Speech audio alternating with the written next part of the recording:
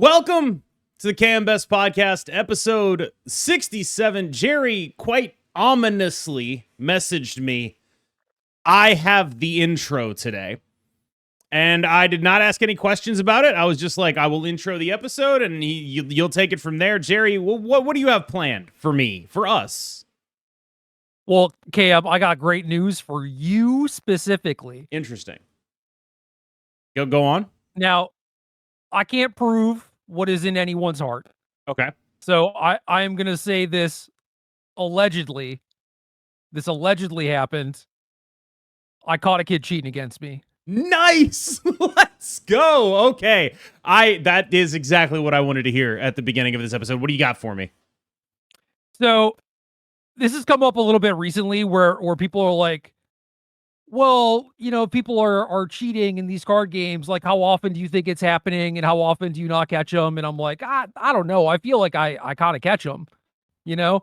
And then, bang, sniped them this weekend. And it was nice. I got a message from a person in my Discord who was like, I hit the 1 in a million lottery in that I am at a social function and they are talking about cheating in card games, and your podcast has prepared me for this.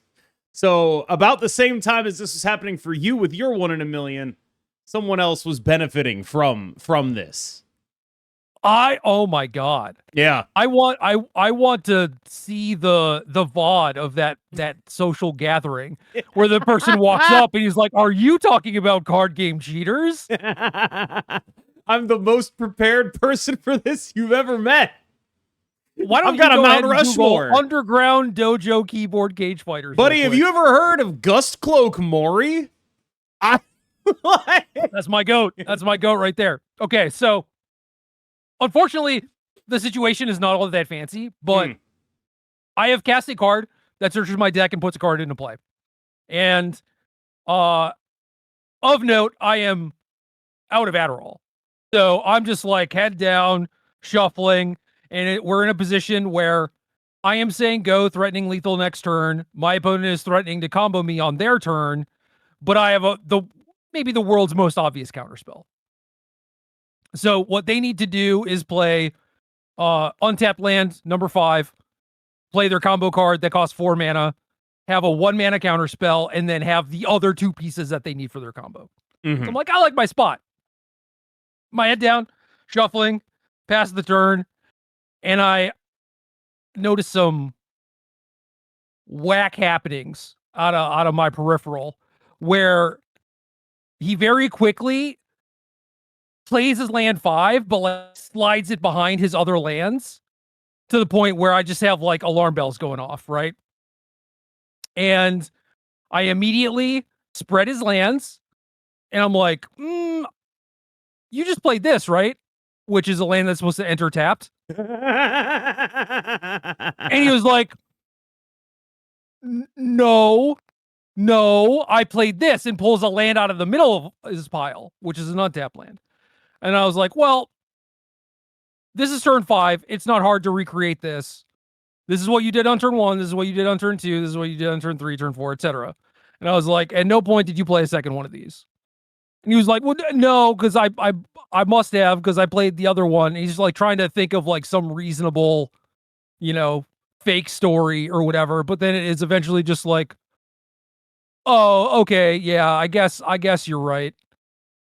And then plays this thing, I counter it and kill him. And I just want to be like, show me your hand! Show me your hand! Did you have the spell snare? But I didn't. Yeah, no. One of the things that's like the craziest bit about like real pro card game players that you just don't expect, because it's just not something a lot of people do, is they'll recreate a game state from memory extremely easily. It's they probably know what you did better than what you did. And so I very quickly broke it down for him, and he's just like, damn. Yeah, like it's one of those things where it's like, I still think back on the time when I realized that this was like such an important thing, was when someone was asking you, what's the play? And you were like, how can I answer that without knowing how they played the previous 4 turns? Because it was like on turn 5 or whatever. And it's just like that kind of stuff where it's like, man, There's a lot of free information in this game that people just decide not to take advantage of because they're not paying attention. Yeah, my homie this weekend was like, "Oh, do I play around this sweeper on turn 5?" And it was like the exact same situation where I was just like, "How else should I know?" Yeah, I was like, "Describe what happened the last 3 turns leading up to this." Let me hone in my read, bro. He was like, "I can't," and I was like, "Well, then I cannot help you." Yeah, it's definitely a lot of open information that you can kind of take advantage of in games like this. I actually do have some interesting Marvel Snap developments for you. As thrilling as it is, 2 weeks in a row opening the pod with Magic Cheaters, we actually have like things are happening in the Marvel Snap meta for the first time in an amount of time that are actually, at your deck. Yeah. So and I built a new deck, and then played 2 games with it. That's 2 more than usual, you know? Yeah. No, that's average. That's the normal amount. Yeah, they all tell me 2 is average, but they're lying. They're not. I think that it's nice that like Gambit Horseman of Death is the card I'm talking about that's changing the metagame right now. And it's nice that they're like, if they're gonna release like a kind of pushed card that's like honestly closer to like a Shang-Chi or a Killmonger than it is to any like proactive good card. It's not where I would have invested the power budget for the season personally. But at the very least, it's kind of nice that it takes a huge dump on Sholau. Like I think that's nice. I think it's nice that it's like, oh, your deck is all about like a bunch of small stuff because you got to play 2 cards a turn. What if none of that existed? What if it was all fake? Yeah, this is kind of like a Thrag Tusk scenario where Magic had this problem where the best deck was this very low to the ground aggressive deck, and then they're like, well, they deal with all manner of creatures by bouncing them. So let's make this thing where it gains life when it comes into play. Whenever it leaves play, you make a 3/3, not just like a dice trigger. And then they're like, oh, well, maybe it'll get countered, so let's make this land that makes it uncounterable too. And it's like, okay, you could solve the problem that way, but is that the best way to go about things? Because then we had to deal with that shit for the next 2 years, and it sucked.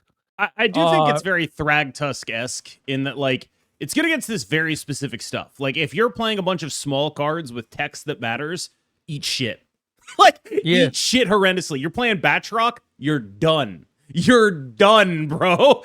Good luck with that. Like, it's good against such specific things, and then it's horrendously terrible against this whole other range of things that, like, it really is very Shang-Chi, where it's like, remember when Shang-Chi was the card, and everyone was like, well, I'll just make an entire deck. And it's like, everyone's playing like Zabu, Shang-Chi, Ench, back when Darkhawk cost 4, you know?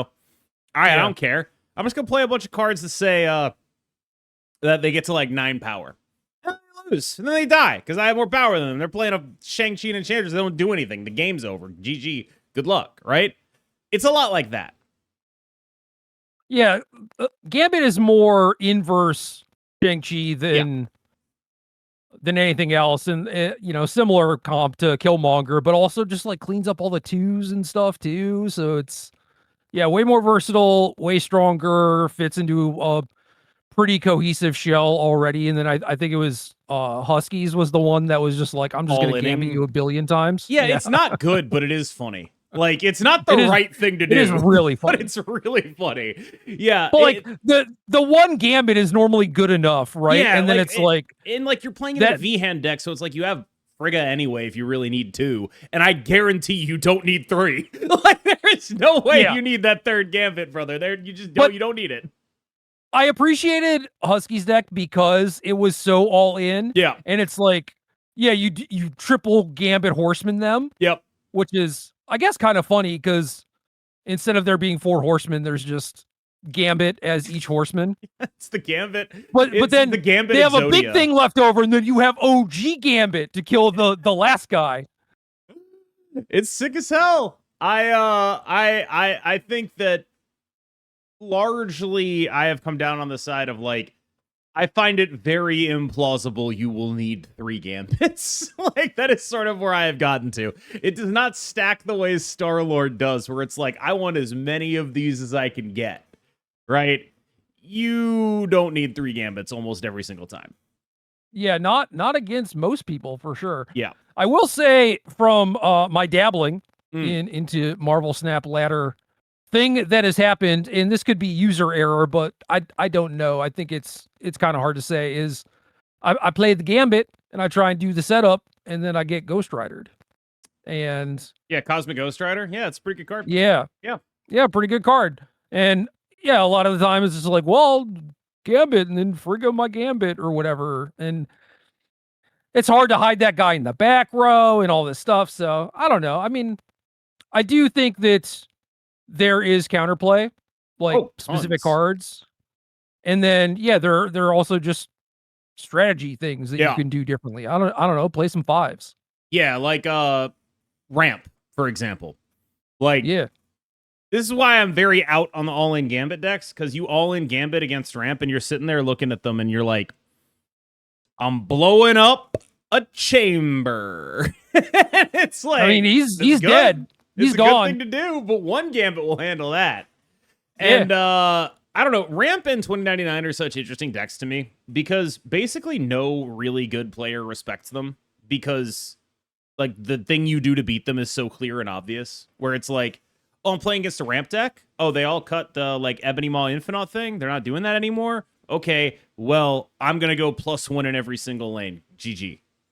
Like, literally just, I'm going to get to above the point total you have in every lane by 1, GG. If I can't do that, I'm leaving. If I can do that, I guarantee the win.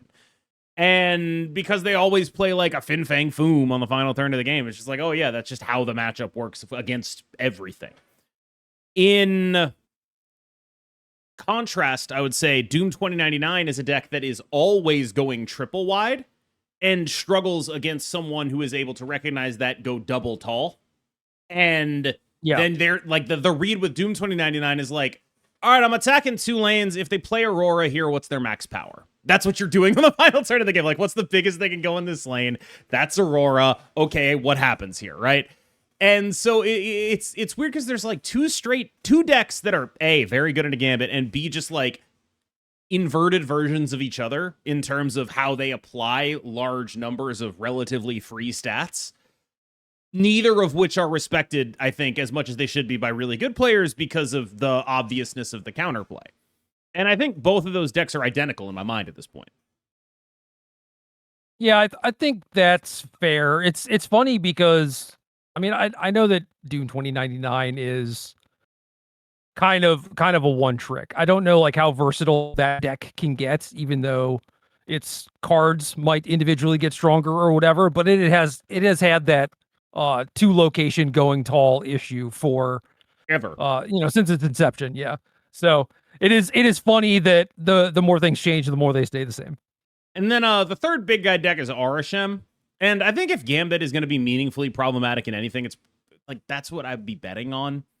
Because it's just like, it makes sense. It's just like Aurashem's really got like 2 weaknesses, right? One is like dumbass combo decks that go over the top, but it can play cards for those, right? Like, Aurashem has the ability to play like Stardust, Enchantress, Mobius, things that are good against whatever specific dumbass over-the-top combo deck you want to be. It's an Alioth deck, right? You got outs.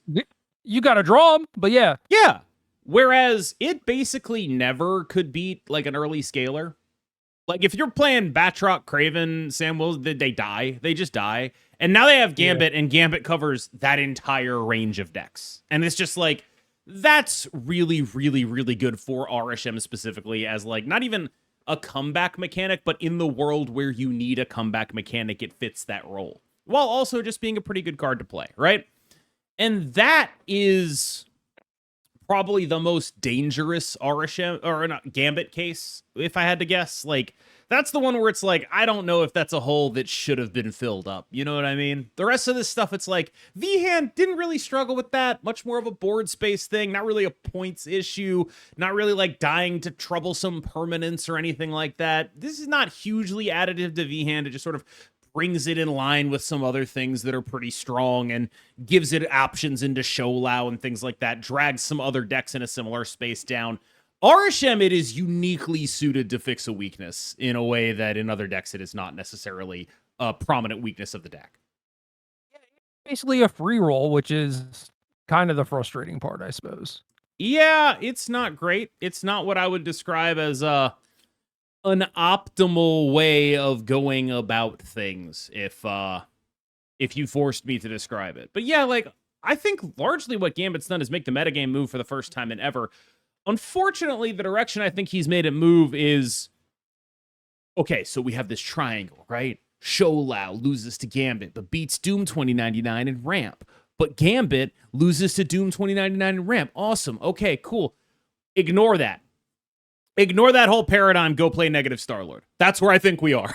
Like, ignore all of that shit. Don't pay attention to it. Go play a deck that's good into all of it, because the Sholau decks are not very good and not amazing into the Gambit decks. Gambit decks are way more common right now, so people don't want to play Sholau.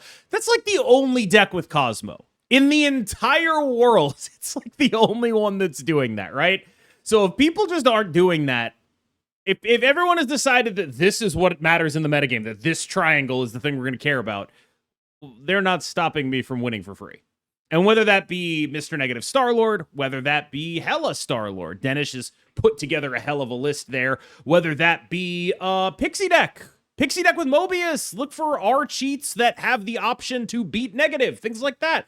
Whatever it is that you're doing, all of those options are available to you, and they ignore everything because everyone is worried about the other stuff right now. They're focused on the rat race. Ignore the rat race. Invest in crypto. That's what's going on here. Don't get a job. Lose all your money in the crypto markets instead. That's my advice. Don't you have to say hashtag not financial advice? Really hope it's clear that that's a joke, but I mean, we're talking about a deck called Mr. Negative. It's not. Mr. Negative, which your returns will also be should you do that. Yeah. I believe that. It's just like, it's rare where I think like everyone in the metagame is just totally focusing on the wrong shit. Like, oh, how do I interact with all this Gambit? Ignore it. Don't interact with it. Star-Lord was so 2 weeks ago or whatever, you know?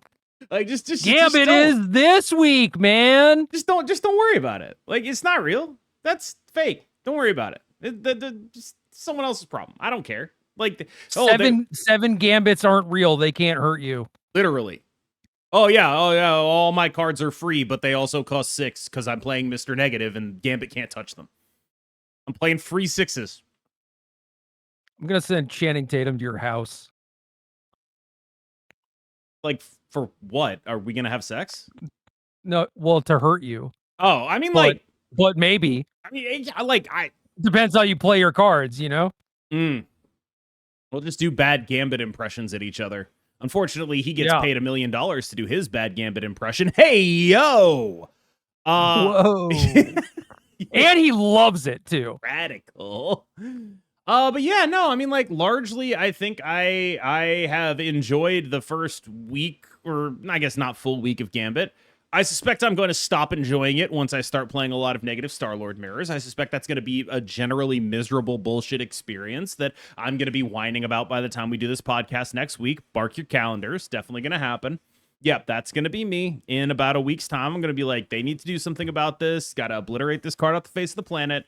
I will be whining. You can count on that. It's the KMBest guarantee.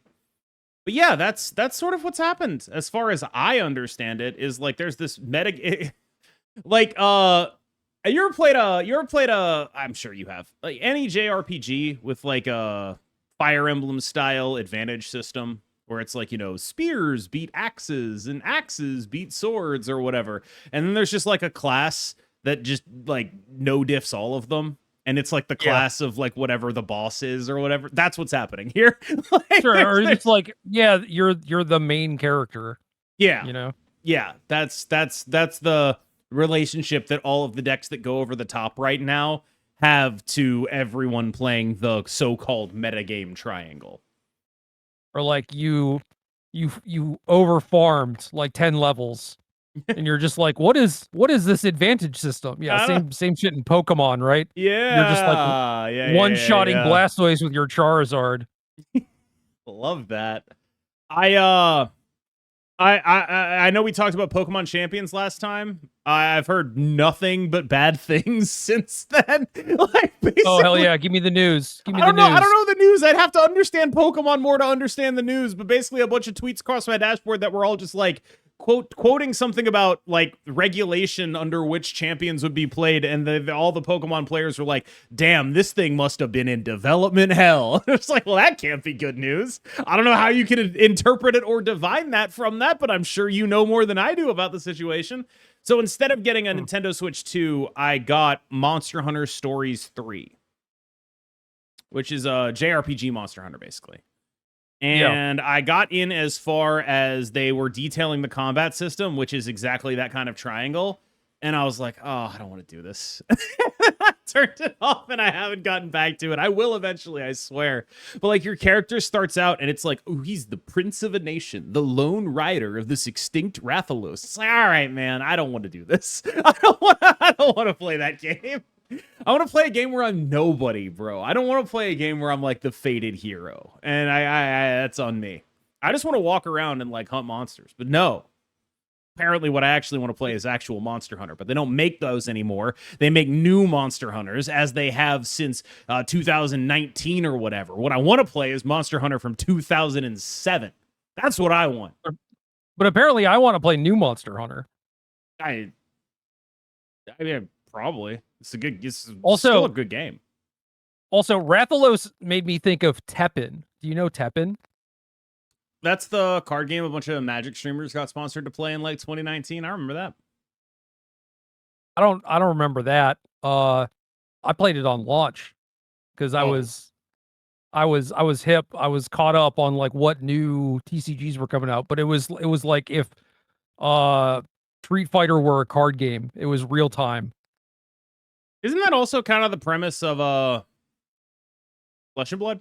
It was all the Capcom IPs. Yeah. No, it was like literal real time though. It was more like Clash Royale than anything. Oh, interesting. Yeah, I keep looking for like a game to fill my free time, but I don't really have that ability to have a game that fills my free time. Because if I get really into a game, it's just like, I've played all night. I've been playing for 16 hours. I don't like, so there's no in between for me. It's either a game I pick up and put down or a game that I am playing for 40 hours in 3 days. And that's it. I think the game that you're supposed to be playing is Pocopia. I don't think you should do that. Yeah, I don't want to, a lot of money. I brought the idea to my girlfriend of like, what if we went halvesies on a Switch 2? My fiance, I should say. What if we went halvesies on a Switch 2 and you had it for like the entirety of Pocopia and then I took it back for You're like, Champions. I asked my girlfriend, and if I was quick with it, I would have said, ooh, what did your fiance say about that? I'm glad you weren't quick enough. Next time. Yeah, I was like, what if we did this? And she was like, well, then you just have it after like a month and a half. And I was like, yeah, that's probably true. That's probably true. Yeah. She's like, I'm on your bullshit. I only need it until like to bridge me until Champions comes out on mobile. But if everything I'm seeing about Champions is real, I don't even necessarily want to do that. And so now I just like I don't even know what I'm gonna do. I guess I'm just gonna keep playing Marvel Snap. You could have offered to, like, if it comes down to that, like, buy her out, but then you are basically treating your fiance like Klarna.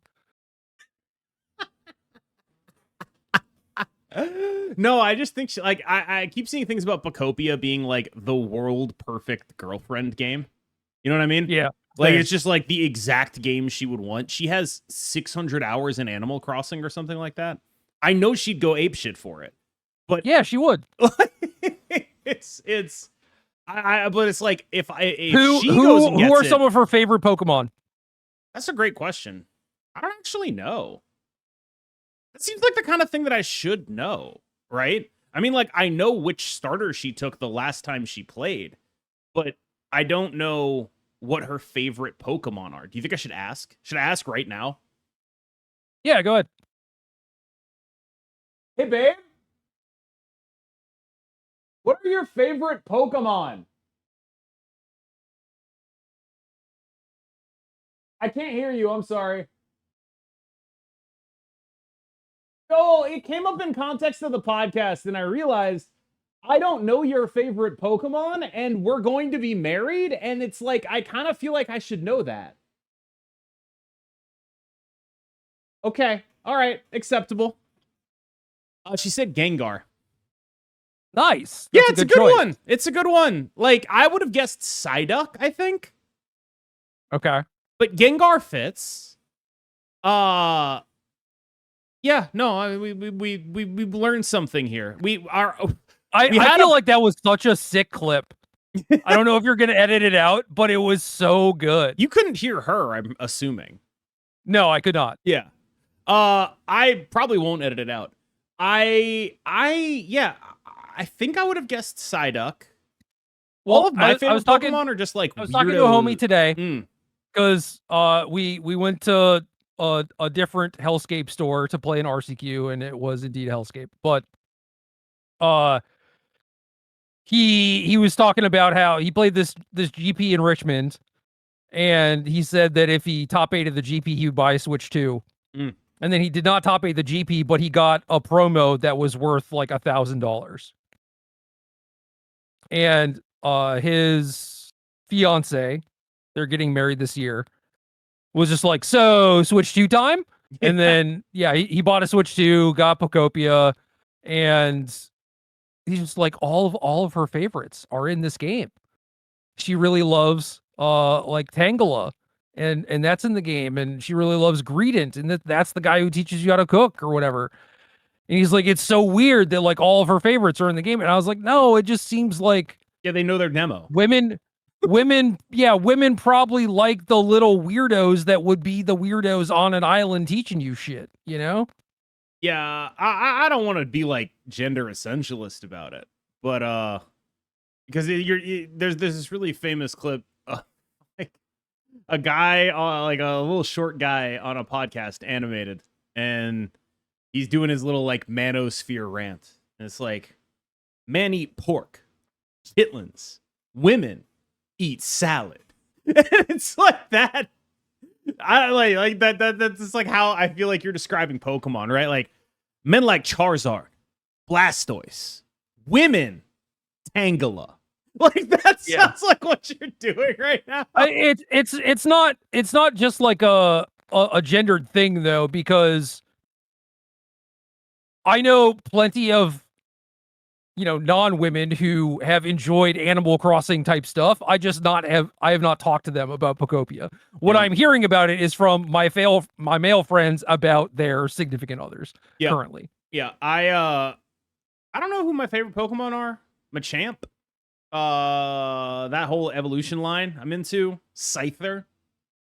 But not Scizor. Oh. Yeah. What's wrong with Scizor? I don't know, just a little less aura, you know?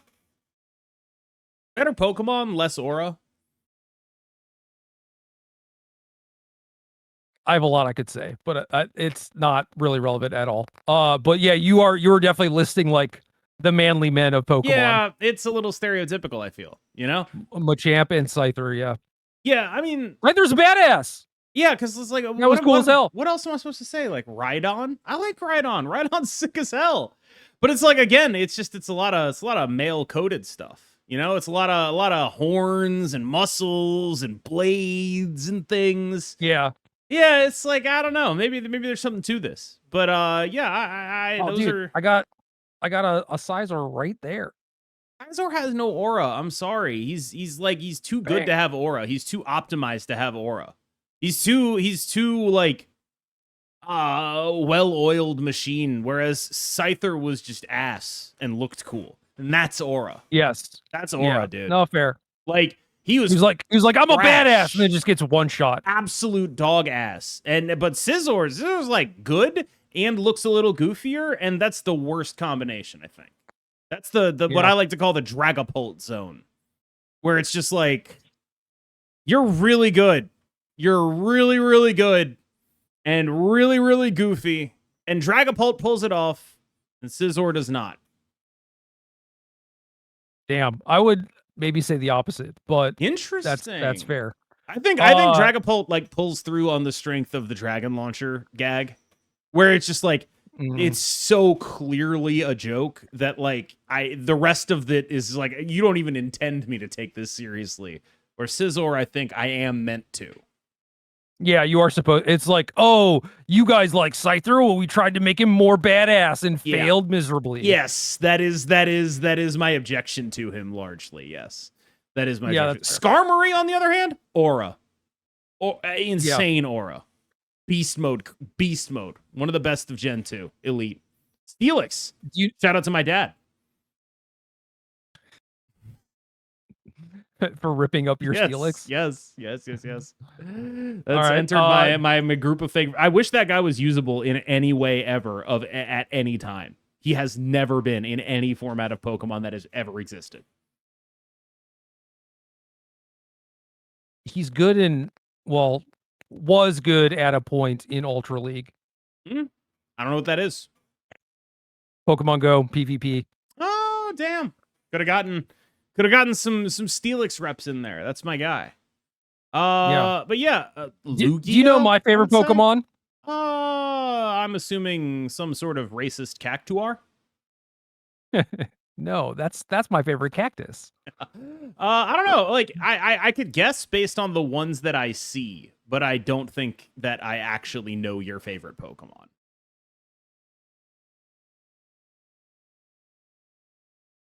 It's actually a goddamn shame because there are plushies for my favorite, but definitely not good ones. Do you want to give me hints until I get it? It has 2 types. One of them is fairy. And it's not the Mimikyu that's up there. No. Mimikyu is dope as hell, though. Yeah. What if I told you? A lot of the fairy Pokemon are well after my time, I fear. What if I told you it had a Mega Evolution? I've never played the version of the games with the Megas in it. I have no idea. This doesn't help me in any way.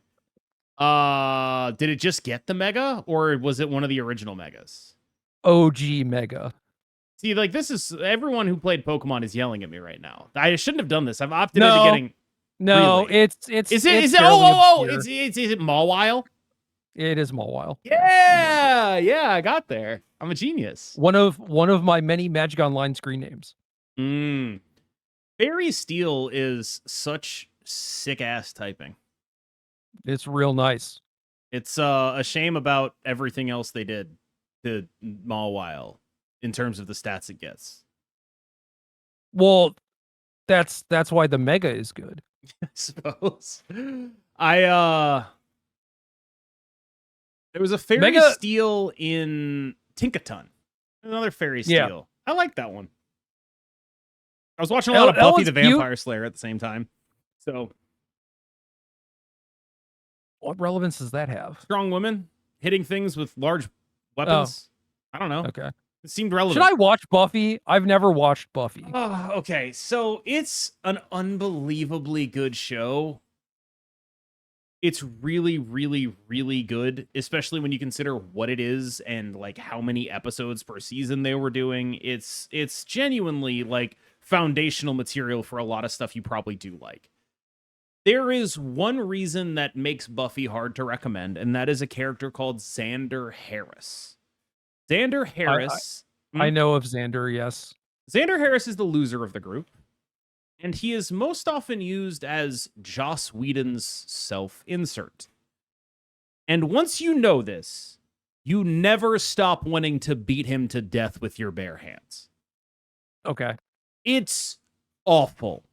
Xander Harris will show up to be sexist and get rewarded for it. It is horrendous. It is constant. Oh, Xander Harris is here. Oh, what's going to happen to Xander Harris? Well, the most popular girl in school is going to fall for him. Oh, what's that going to do for his estimation of himself? Nothing. He's still gonna self-identify as like a lonely, bitter asshole. It sucks. He sucks. He has an unrequited crush on Buffy. No, it's cool. She has a sister, and he gets with the sister in the comic books. That's normal, Joss Whedon. That's a normal thing to do. It's bad. It's really bad. Like, it's... in a way, I think if you zoom out from because the problem with Xander is that the show presents him as someone who is correct. Like, that's actually the problem, right? Because he is presenting Joss Whedon's worldview in a show made by Joss Whedon. Joss Whedon, I think we know, has some issues with how he sees women. Like, that's pretty abundantly clear. And so they may not have known at the time, but I feel like they should know now. It is one of those things that, like, knowing what we know about him, and you rewatch the show, and you're just like, oh God, the artistic intent here is so evil. It's really bad. That said, it is an unbelievably good show. The good parts of the show are really genuinely amazing. It is a shockingly worthwhile experience. I highly recommend it, as long as you just sort of put a white noise generator on anything Xander says and does. Yeah, I can do that, because if I ever do get around to watching it, it'll be on in the background anyway. I probably won't be paying much attention. But follow-up question, if and when I do watch Buffy, should I watch Angel? I like Angel. Okay. Acquired taste. Different, I think, than Buffy in a meaningful way. Tries to be a little bit more gritty. Another shitty Joss Whedon behind-the-scenes thing is that, like, one of the characters who really started blossoming on Angel was one of the women he was allegedly particularly abusive to, according to her own account. And when at some point in his throes of whatever it was he was doing, she got, like, when she showed up to set pregnant, he was like, I hate this. I hate you. I have to write you out of the show. Writes her out of the show. She was like the best part of the show. Like, and so, like, it gets He real literally weird. wrote someone out of the show because she got pregnant. It's hard to keep my understanding of the allegations straight, but if you want to, like, look it up, you can. This is all from her. Like, her name is, the actress is Charisma Carpenter. You can look up what she said about this. Oh, and, well, yeah, I know of her. Yeah, and what I recall is that he was particularly cruel to her during this time. And, you know, there's a lot of stories about that with a lot of people from behind the scenes there. And you can sort of see, like, the reason Xander is so odious is because you can see the sort of entitlement that the man has seeping out from what is otherwise a show about strong women. You know? Mm-hmm. Like, it's a very... Again, if you're able to zoom out, I think it's actually a very poignant statement about the fallibility of what you would describe as sort of like early 2000s pop feminism.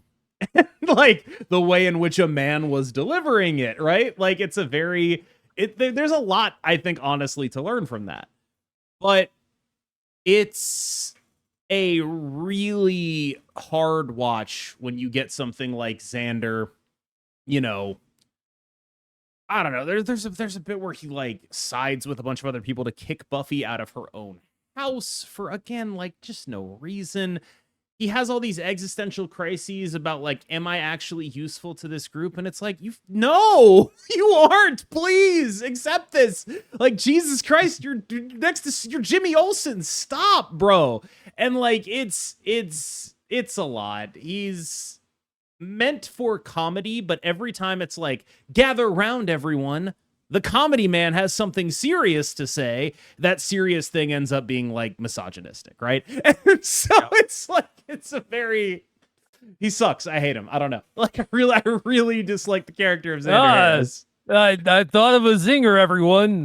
Women suck. No. The zingers are all good. But whenever it's like, I'm the comic relief, but I'm getting serious to let you know how right I am about something. How obvious this is that I, the comedy relief, have to deliver this truth to you. And then the truth is like, your boyfriend who was cheating on you was the best thing that ever happened to you. It's like, what are you doing? Like, what are you actually doing? That's an oddly specific example that makes me think that that was a thing that actually happened. I changed a couple details, but it's not far off. Okay. If you've watched the Yeah, show, that's you not know great, exactly but- what I'm talking about. Like, you know Okay. exactly the thing I'm talking about. It's not literal. It's a little more implied, but yes. Well, now I'm more interested for I guess like cultural reasons more so than like should I have an entertaining thing on to watch? It's both of those things. Like it is a Yeah. shockingly interesting show through a lot of different lenses. I really do like the show. It's just he really grates on a rewatch, and I know this is someone who's done a rewatch. Yeah, I mean, early 2000s TV is rough. Yeah.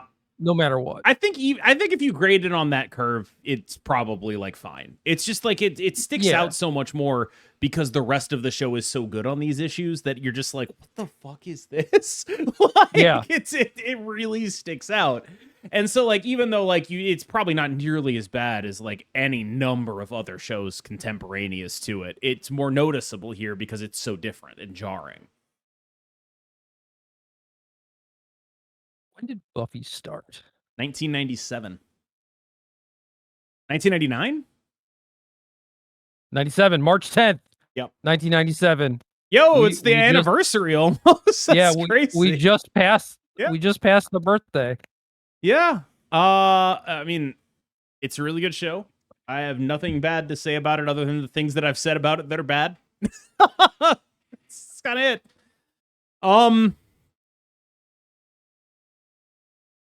Is this our shortest ever podcast episode? Because like I don't even know what else we say about Marvel Snap. We kind of covered that. I gave you like a 9-minute breakdown, and I think you know everything you need to know. I know that I'm gonna keep playing Gambit probably. What comes out next week? Actually, I need to think about that. I don't know. I could look. Please. Go to our friends over at Snap Fan here. Yeah, I saw that Marvel Snap like second dinner might like stepped into like get a written article up there after Snap Fan canceled articles, which is crazy. Good for them. Weird. That's good for them. It's a really good initiative if they can do it. Next one is Caliban. 3/4. Yeah. Objective, have 3 cards that are 4 cost or higher to afflict the thing. Yeah, it's the Doom card. This guy goes in Doom 2099 and that's yeah. That's he goes in Doom 2099 and then he which is good because like I need a 3-drop in that deck. Because I'm playing Sandman instead of Mercury Cannonball. And that's largely out of deference to like, there's a bunch of people who are just doing some dumb shit on the final turn of the game. Where it's like, I don't care what the thing you're doing is. If it's Show Lao, you're going to beat me. So we're not going to let you do that. If it's Gambit, you're probably playing a bunch of demons. Not going to let you do that, right? Like, so I've been playing Sandman. Actually, and that means Caliban might be pretty nice in Doom. Yeah. I mean, I've been playing Sandman and I'm playing Jack Flag there now. This guy's got to be better than Jack Flag. I don't know. Maybe you want both. Like they both do the thing where you're trying to like contest tall in 2 locations, right? Obviously, I think Caliban does it better, but yeah, you don't have 2 spots though, because your other spots are Drax, who does that better than either of them, and Invisible Woman, who you need to do your Moondragon 2099 stuff. So I don't think you get both of them in there, and I do think that Caliban is better than Jack Flag. So that is actually like at least it's going into a deck. You know, it's not coming out and being immediately homeless. The question is, does it do literally anything other than that? And maybe? I doubt it. It's been a minute since I've seen any afflicty things, and I don't think this is a card that you can realistically play in like ramp or whatever. So yeah, ramp is such an odd duck because it can't have any cards that like want to stay on the board. Like right now, a lot of them are playing just as a 3rd ramp cards, Superior Spider-Man, which is fine because your 2s get green power. It's like a as reasonable of a 3rd ramp card as you got, but it's so much worse than either Luna Snow or Electro, who sort of leave their energy behind. It's dramatic drop off from there because you can't blink it. But better to have a thing that ramps than not, Yep. even if it means that you're not blinking anything. So I will also say, oh, go ahead. Did you buy the Venom basketball variant? Of course I did. What? Okay. I've been waiting for that variant for 3 years. I know. I saw it and I was like, oh, I know someone who's probably happy today. Yeah, I'm balling. I'm balling. If only Venom was playable. They should make him a 3/4. Whoa. Yeah. No, Destroy's just in a really awkward spot because the negative deck is hybridizing Destroy, right? You get like Null, Killmonger, Shang-Chi, and it's like, I'm gonna play Destroy, and then not only do you lose when they play negative, you just lose when they play like Null, Mystique. And you're like, oh, right. Yeah, my bad. You are better at this than I am. Yep. By a lot. By quite a bit. You just sort of stare at them and leave, right? And so that's not good. The larger shape of the metagame, I think, is still pretty interesting because, like, first Gambit drags everyone down into the mud. Then Caliban comes out. It's going to make all these people play Doom 2099. I don't know how long we're going to get to play all these over-the-top negative decks, but I feel like there's going to be, like, a good week and a half where it's just mad free. Feels like things are just going to be really free. And if they're ever not free for negative, that would be because people have started picking up, like, Pixie with Mobius in it. You know what I mean? Like, let me do a cheaty thing that cheats as hard as hell, but also stops my opponent from cheating super hard. You know, like negative has never been an unbeatable deck. It's just, can you afford to play a Mobius? Yeah, I don't know. I could probably figure it out. But in my massively large sample size of like 2 games, I did not play against any negative decks. So I streamed yesterday with Husky and Butt. And I mean, like, you could chalk it up to a lot of things, but I had my first losing session in 3 months on the day I streamed. And it's like, wonder why that is? What an interesting dynamic. Played a little offline, climbed more than I did on the stream, and it was just like, goddamn.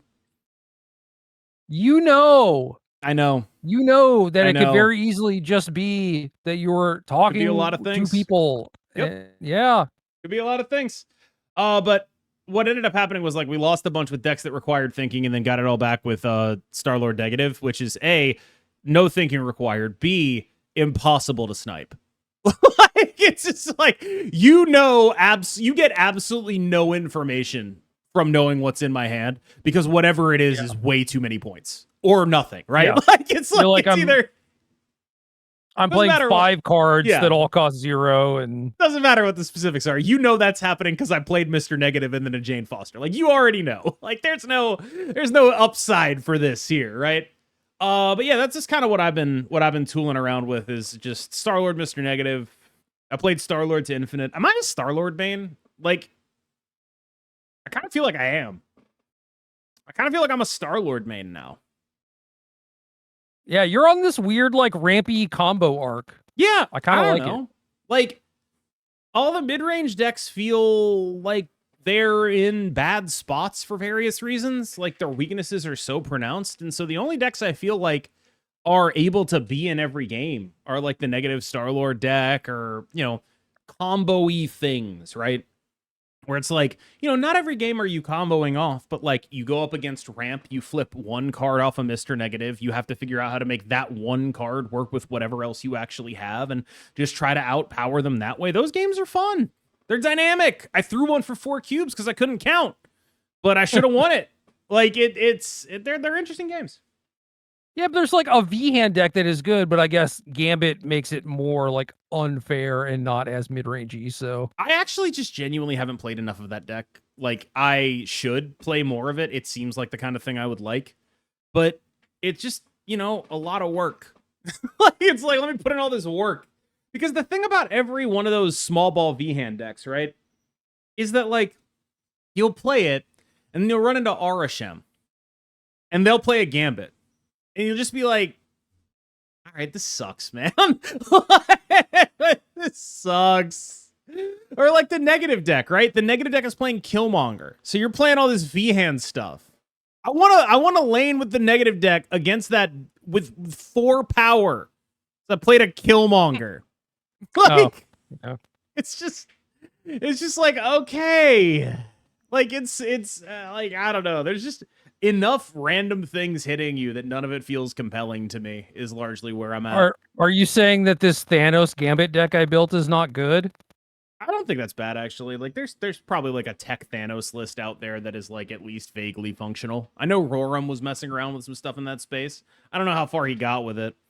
I had a shocking lack of ability to put cool shit on the tier list this week because I had to explain the whole what Gambit has done to the meta thing. And so it was just a lot of monologuing about specific aspects of this triangle and then ignoring the triangle entirely and how to learn and grow from there, basically. But which kind of left me with like very little time to put like, here's a cool cook by a buddy of mine on there, which sucked because I like when I have the time to do that. But when the metagame shifts as drastically as this, it actually does unfortunately bear a pretty large amount of explaining. Yeah, you basically have to write like an article adjacent to all the shit versus just here are our deck lists, because otherwise people will be like, yo, what the fuck happened and what's going on? Right. Like, why are the first 2 decks on here Star-Lord Negative and Star-Lord Hella? Like, what the fuck are you talking about? And the answer is because they are particularly good at ignoring this dumbass triangle that everyone's engaged in for reasons unknown to me. It's just like, what if instead of engaging in that triangle, you ignore that triangle? So we start with what's good, which is those, and then we start talking about the triangle. So we detail each point of the triangle, and suddenly we're 11 decks in or whatever, and then it's like, here are some other decks that are trying to ignore the triangle. You talk about the pixie stuff, and then you're like, I'm 25 minutes into the video. And it's like, okay, that's as long as these are allowed to be. Like, I don't know if I can get much longer than that just putting on interesting stuff from my buddies, you know? It's an editorial decision that I felt compelled to make in the interest of transparency, I think. Well, what was the maximum amount of gambits that Husky ever had? I think I've seen 4. It's a lot. A lot of gambits. That's it. That's all the horsemen. That's all the horsemen. Can I say it's a little disappointing that the horsemen, like, I know this is a pipe dream, and I know they shouldn't do it the first time they make a new keyword. I get it. They don't work together. Like, it'd be cool if you could play a horseman deck, you know? Yeah. I see your point. I do think that would be cool and kind of make a lot of sense, but counterpoint, I would not want that to be the strongest thing for you to do with them. Yeah, they're not the Fantastic Four. Well, yeah, not even that. I was thinking the like Zombie Scarlet Witch. Yeah. Kind of stuff. Like all the horde stuff. You kind of need all the horde cards, right? Or at least most of them. And I feel like that just blocks off a decent amount of people from actually doing the thing. So I kind of like this implementation better. I'm not saying it's not better. I'm just saying like it would have been cool, you know? Ensaba Nur news. He's actually kind of found a niche, which is not like a good niche, but like if you're playing Quicksilver Wiccan stuff, Ensaba Nur goes in your deck. Ensaba, yay! Like that, I think I'm fairly confident in that pronouncement. He has found a home. It's not a particularly good home, but it is a home that sometimes people can play. Not bad. Better than I thought. There are... I mean, I think that's like an interesting thing with ESN specifically, because it's like, when I did the interview with Jules Robbins, the guy who led design on this season, I did an interview with him. I gotta watch that. You didn't watch it? It's on Marvel Snap's YouTube channel. Me and Guest did an interview. Sure. And first of all, let's just clarify. Jules, your former roommate. Yeah. You lived with this guy. Second of all, for many years, and I like him quite a lot. It was let's say that relationship was beneficial to me. Thank you. Oh yeah? Yeah. How's that? Getting the interview. What do you mean? Oh yeah. Okay. like very facially obviously it was beneficial to me. I thought it was like he was nice to you, but then I was gonna inform you that he's actually nice kind to of nice everyone. to everyone. Yeah. Yeah. No. Yeah, he's actually just a really good person. So. He's just like a huge jerk, but because I know you, I got the pass. Yeah, that's what it is. Yeah. Yeah, it's generally not the effect I have on people, especially my history with roommates. That's so true. I was gonna say something. Oh, right. I was talking to them about ESN. I don't know if this made the video or not. I really hope it did. Because otherwise I don't know what the status of the NDA is, but I also think this is like a very valid thing to talk about, which is they were looking to focus ESN's difference from something like Blink and Lockjaw on the input rather than the output. Which is to say, Blink is removing the downside of getting something that sucks, where ESN is removing the downside of getting rid of something that is good, right? That is the intent, right? But because of the way Lockjaw plays, it's not a big enough departure from Lockjaw that it's going to target the weakest thing in the front row or something like that. That's not a big enough departure because, for I think pretty obvious reasons, this is a card that if you're playing a Lockjaw, you're already putting your weakest thing into it. So Ensabanur guaranteeing to hit the weakest thing is really not that far removed from what Lockjaw is. Whereas Blink is drastically far removed. Like, I think they misidentified how close they were getting to a Blink level effect on this card. Like, I think they were like, okay, here's where Blink is. We want to get to, like, here, right? But they actually got to, like, here. I don't know. Like, I kind of feel like Ensabanur is... It's not closer to Blink, because I think that they do very specific things, and, like, Blink can tutor way up the curve. Yeah. Right? Like, you can set it up so you know that you're, always hitting a 5 or a 6 or whatever. But I think that Ensabanur is different enough from Lockjaw because, like, you may play it with the same cards, like the Hood, for example, but Lockjaw in your deck means that you have to hold the Hood. Whereas Ensabanur, I think, is maybe a fixed version of that where it's, nah, man, just play your cards. It's a little better. Not arguing that it's not a little better. But, like, if this is Lockjaw, and then this is Blink.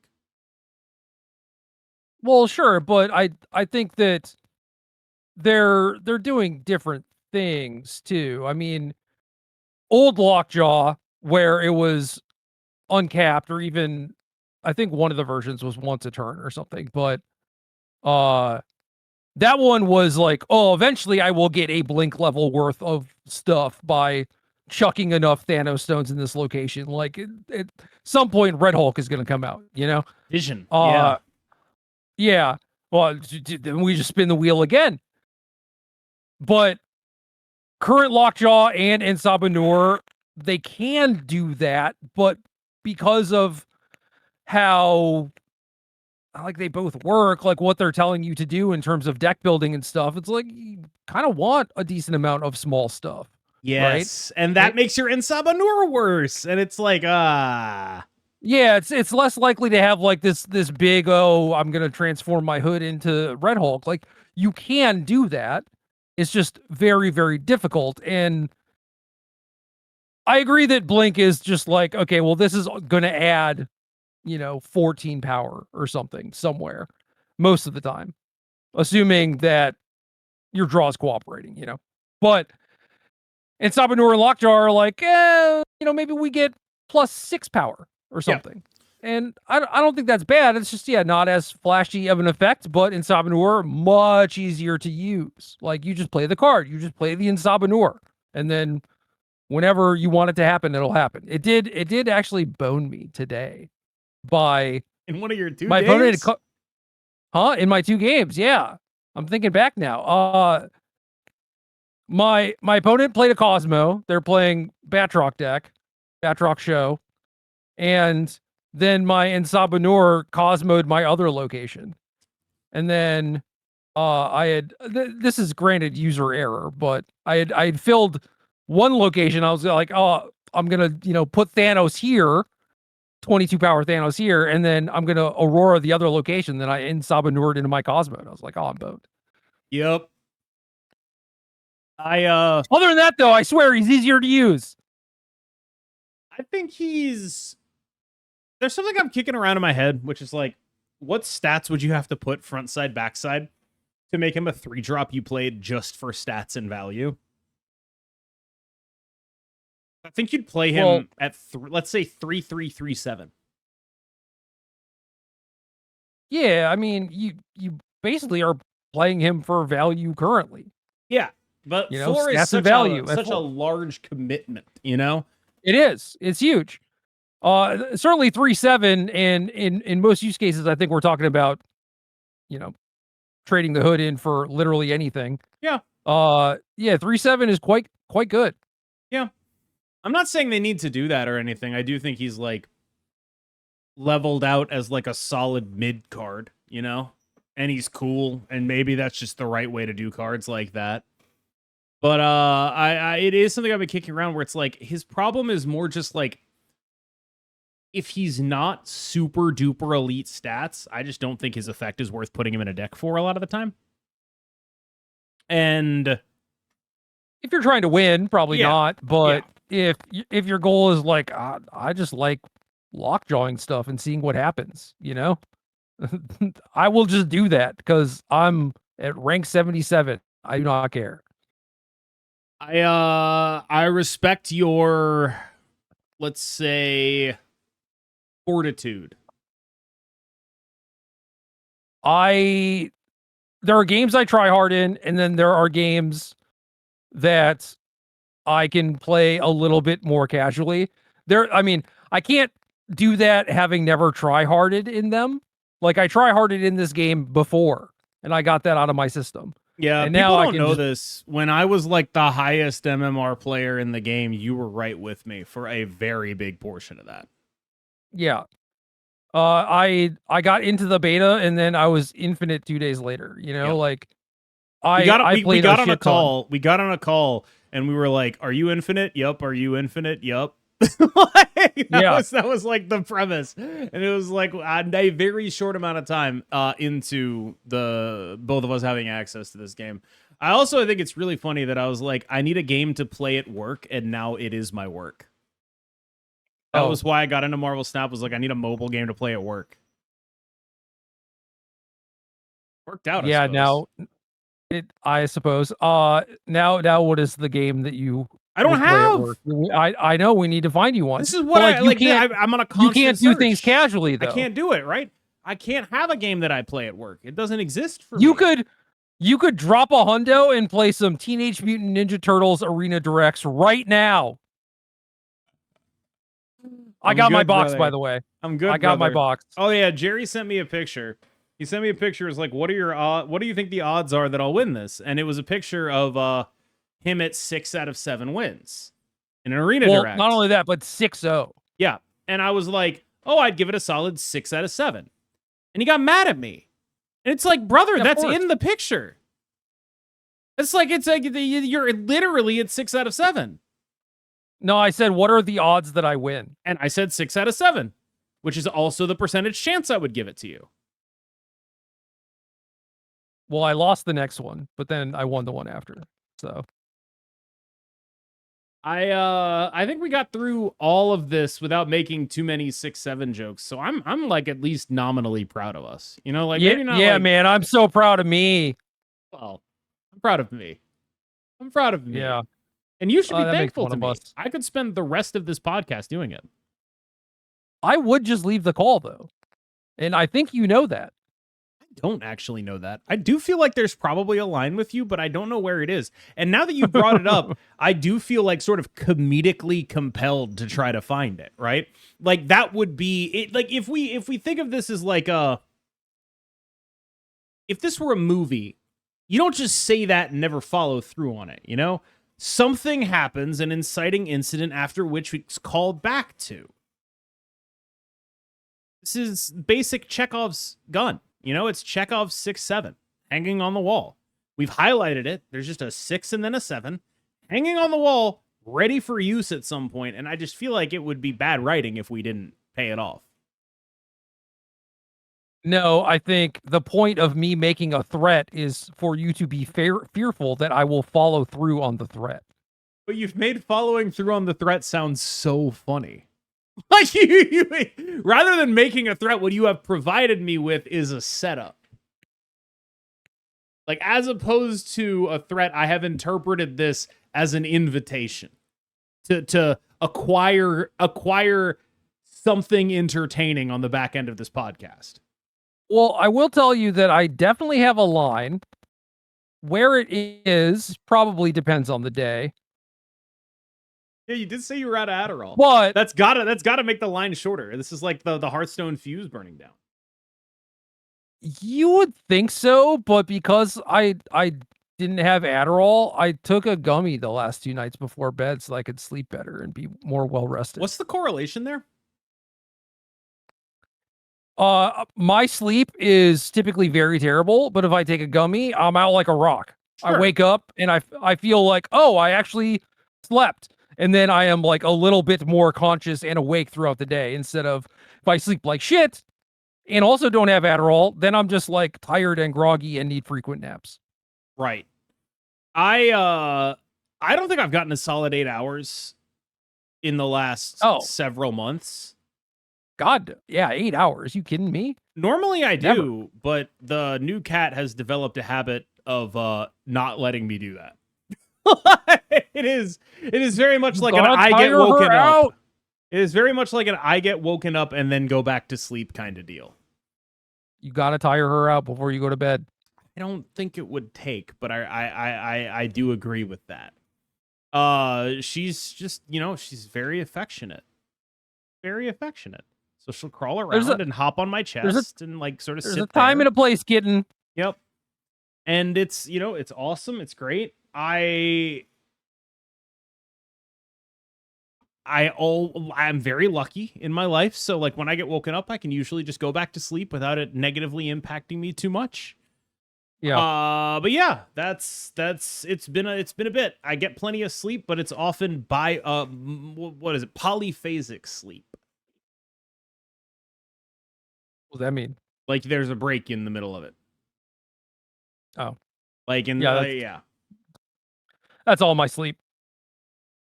I don't envy that life. One day we're gonna figure out how to get you rested. We're gonna get you on Ambien. We're gonna get you on some shit. So far it's been half a gummy. Good for you, man. Good for you. Whatever works. What? I feel like if I were living like that, I'd have I'm a very if something like that happens, I have to solve the problem, right? So the problem is my brain is broken. Mm-hmm. But I'd just be like, all right, what substances fix this, right? I'd be taking NyQuil. I'd be taking melatonin. I'd be substancing my shit up. And it feels like you only just started doing this. No, I've used all of those things. They just make me groggy and miserable. My God. What a curse. Gummies are the only thing that knock me the fuck out. What a curse. That's an incredible curse. I don't know how. I probably would have developed a pill habit if I were you. I have tried Xanax and that's good too, but that's if I had that problem, I would let that problem spiral into many more problems. That's the kind of problem that I would escalate. I would escalate that one. I feel like that's what I would be about. I think I am pretty good at not escalating that as long as my mental health is okay. Yeah, I would escalate that shit so fast. I would. Oh my God. I don't even have that bad of sleep. And there are some months where it's just gotta take NyQuil, just to turn the brain off, It's gotten a lot better, I think, since I've started reading more on my phone as opposed to just internet browsing. Reading pretty helpful. You just get to hit a spot where you're like, oh, I'm actually tired. Out, right? No lights on. The key thing about that is I get to do it in darkness. And all my lights are off. I don't know if that is better than reading a physical book though. When I read a physical book, I have to have lights on.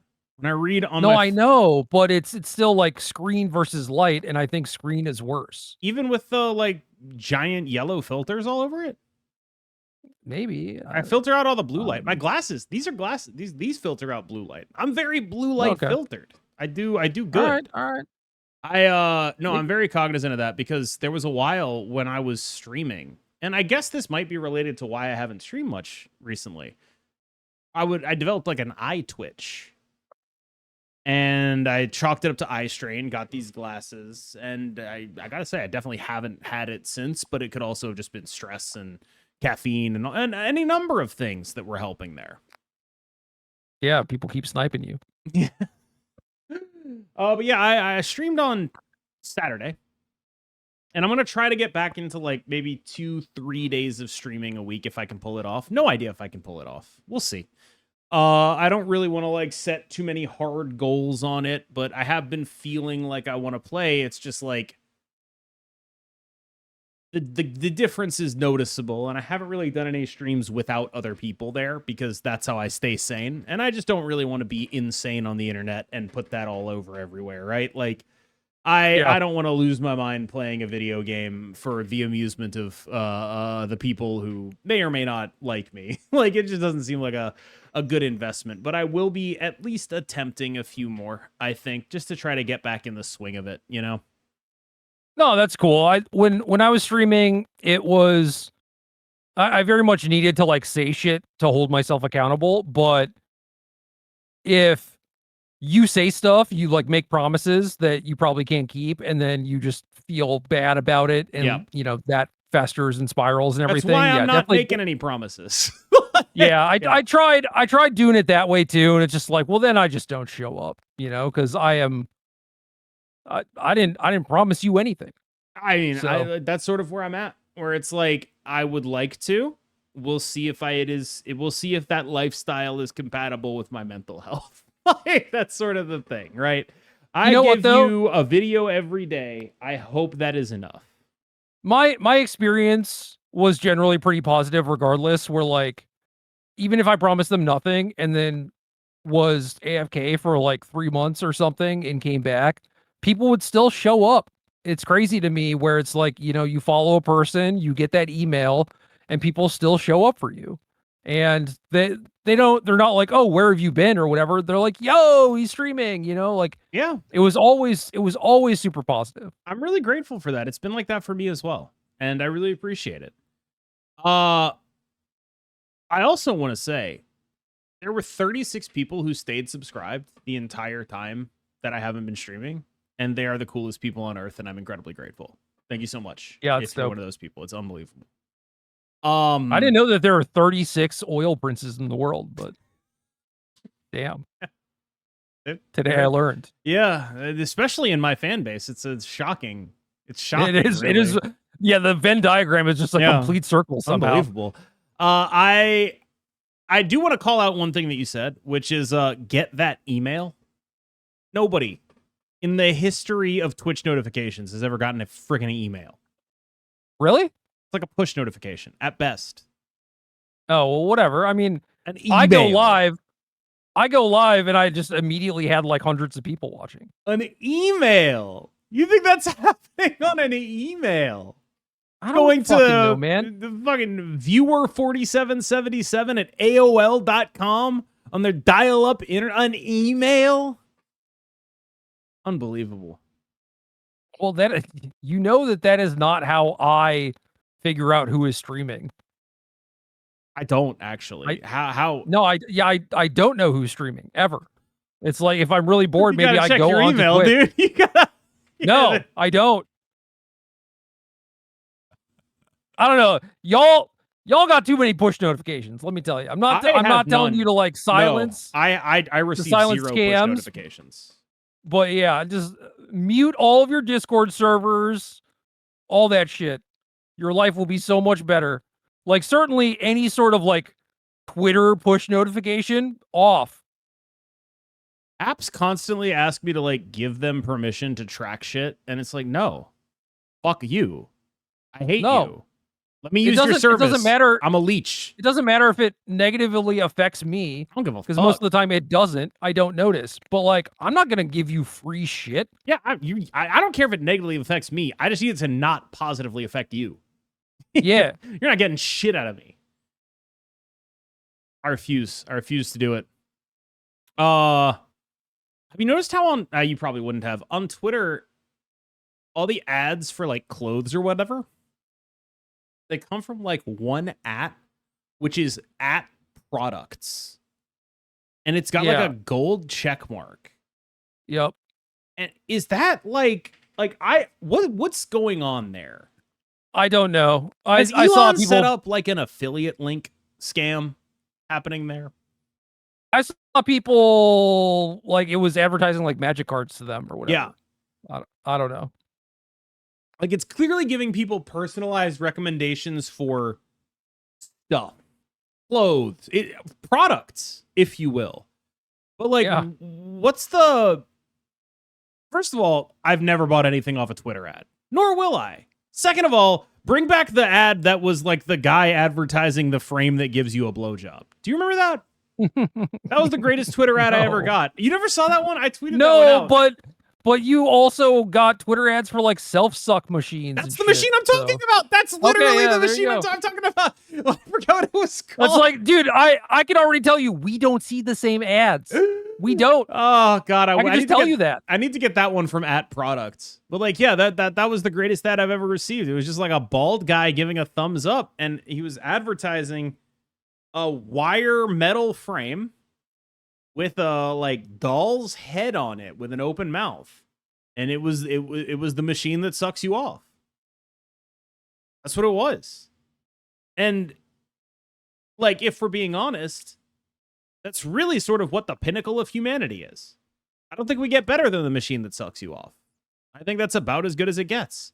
I could make a point about internet fame being the machine that sucks you off. I'm not going to do that because I've seen a real machine that sucks you off.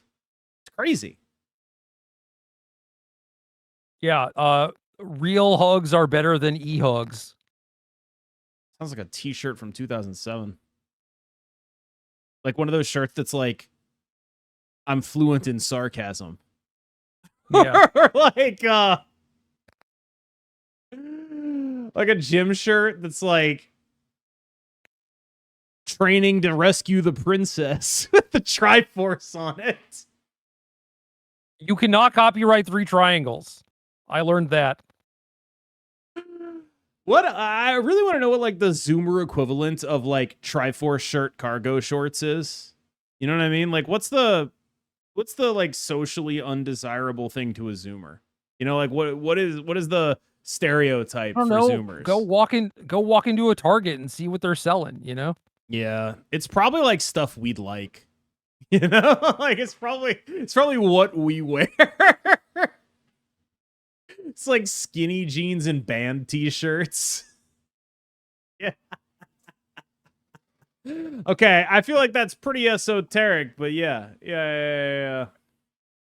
All right. For audio listeners, I was showing off my Tombstone Pizza shirt. He's got to rep them. I think in a very real sense, they're responsible for his continued existence. Yes, I have gotten a lot of sustenance from them, but it's one of those things like, you know, lead paint in the walls where you don't know the after effects until multiple generations later. And I don't, maybe they're responsible for my poor sleep. Who knows? I would wear a lead paint shirt. There's something in the pepperonis, you know, or the Italian sausage pizza. They discontinued that for some reason. The lead. Yeah, probably. Yeah. I feel like I would fuck with a shirt that just said like lead paint. Like I would enjoy that. I think I would wear that shirt. Like it's like lead paint, but in like a band T font. I think there's something there. One of my homies lives in a city in Virginia where you're only allowed to eat one fish out of their water per year. Because of mercury poisoning. Yeah, no, that makes sense. I've actually been blessed to live I think most of the major cities I've lived in, uh great water. Like excellent tap water cities. And I really can't recommend that enough. Rarity. Yeah, I can't recommend it enough. I think that like I don't know how I'd live otherwise cuz like these giant water bottles that I just fill them up on the tap cuz I have great tap water and it's like I'm very lucky for that. The crazy thing to me about the one fish per year thing is like, if it's bad enough that you got to make that rule, why would you want to? Why isn't it zero fish? Why isn't it zero? Like you go from 1 to 2, you're dead. But like 1's okay, you know, it's all right. Oh, that's sick. Yeah, I'm as good. Hell. I'm good, man. I saw my favorite politician in the world, Robert F. Kennedy Jr., post a video of him wrestling a Twinkie the other day. Eric Adams? No, got usurped? No, yeah, well, he's not a politician anymore. I mean, no, he doesn't have a job. He's unemployed. He might as well be me. My favorite peer, Eric Adams. Isn't that like half of politicians? I don't think that's true. And I mean, if they you all have jobs, bro. They've got like jobs. Yeah, not all of them. Like, who doesn't? I mean, if you run for election and you lose, you're still a politician. But would you consider, say, I don't know, Kamala Harris an active politician? Hillary Clinton an active? I kind of wouldn't. Like they're like, are they gonna run Kamala again? Because they might, probably. Right? Maybe yeah, that's true. They're dumb as shit. So.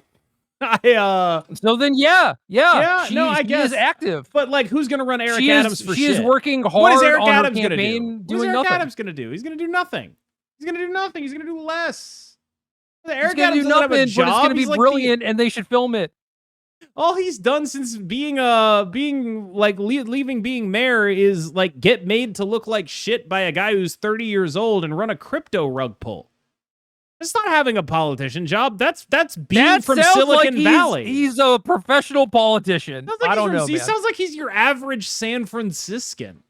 Like that just like outperformed by someone much younger than you and doing some crypto rug pulls about it. That doesn't sound that political to me. When are we going to get the Eric Adams podcast? I mean, I don't know that there's anything I feel to like cover. He's slacking. What? Like, you think I bet he has that. I bet that's out. I bet it gets like 100 views. The Democrats do this thing where they have like YouTube presences that are like unbelievably dog shit. So like you'll see like, you know, Hakeem Jeffries streaming to less viewers than me.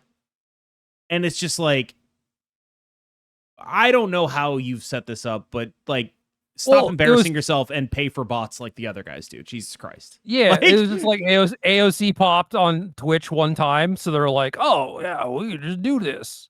Yeah, and AOC can. AOC has motion. Hakeem Jeffries doesn't have any motion. He's got nothing. He's motionless. And so it's like, yeah, I'm gonna get Chuck Schumer on my live stream. It's gonna be fucking riveting. Yeah. It's gonna be incredible. But yeah. Chuck Schumer followed by a bunch of fire emojis or whatever.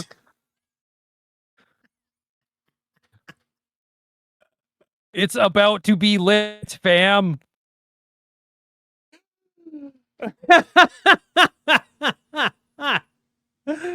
Oh man, that guy sucks.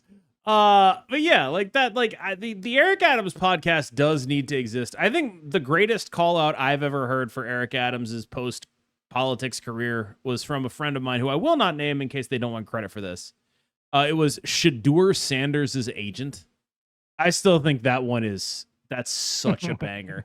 He has incredible sports agent energy. He does. Like he's just you built are right to about like that. He's just built to like be in a boardroom yelling at somebody, but like kind of unintelligibly, but like good enough at his job anyway. He's very Stephen A. Smith in the way that he operates, where you're just like, actually, maybe that's his future. Like ESPN talking head Eric Adams. Ask Eric Adams what he should pick one, pack one, Black Lotus or Soul Ring. God. What a beast. What's the actual answer? I have no idea. I don't play the format. I mean, I would take Soul Ring, but I think a lot of people would disagree. Noted. Any final words on episode 6-7? Nah, man, I still got it. It's nice to have that sort of thing happen. What, Eric Adams? No, catching a cheater. Oh, you know? I like that because we talked about that 2 minutes into the podcast. We're now an hour and 24 minutes into it, and you're just like, let me pick up that conversation, and he'll know exactly what I mean. That's the thing I'm still thinking about. I'm just like, I still got it. In the afterglow, you're just coasting. You're like, dude, I'm basking. Yeah. You're just like, damn, this is perfect. This is amazing. What a great day. I didn't even need to be on my prescription to catch a cheater. I just got good sleep. And caught his ass. Also, when you say a kid, how old are we talking? Well, yeah, I was purposely not going to say kid because, again, allegedly cheated. I don't know for sure, but it looked real sketchy and real bad. All right. Well, that is a wrap on episode 6-7 of the KMBest podcast. For Gerry Thompson, I'm KMBest. We'll see you in the next one.